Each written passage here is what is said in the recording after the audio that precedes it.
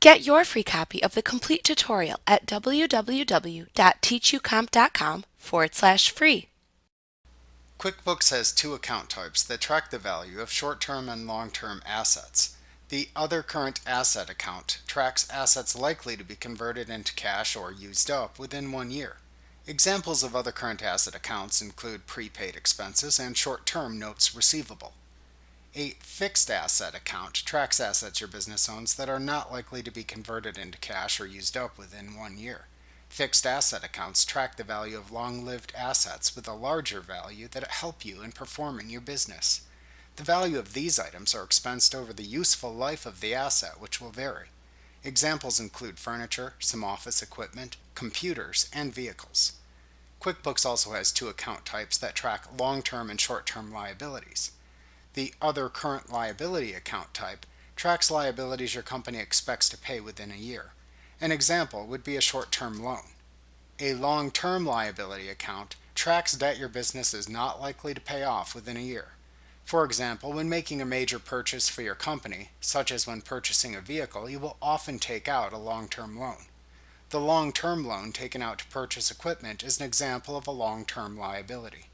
As when creating any account in QuickBooks, you create all the asset and liability accounts within the Chart of Accounts window, which you can access by choosing Lists, Chart of Accounts from the menu bar. Then click the Account button in the lower left corner of the window, and then choose the New command from the pop-up menu to open the New Account Choose Account Type window.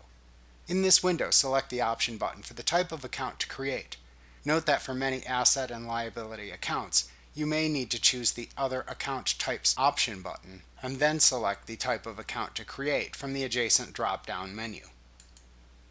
After making a choice, click the Continue button to open the Add Account window.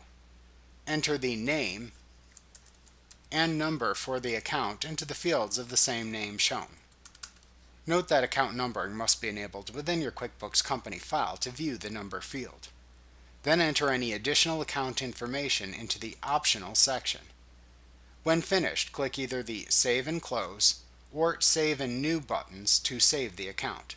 If you choose the Save and New choice, then be sure to change the account type before creating the next new account if needed by using the Account Type drop-down at the top of the window to select the next account type. Like what you see? Pick up your free copy of the complete tutorial at www.teachucomp.com/free.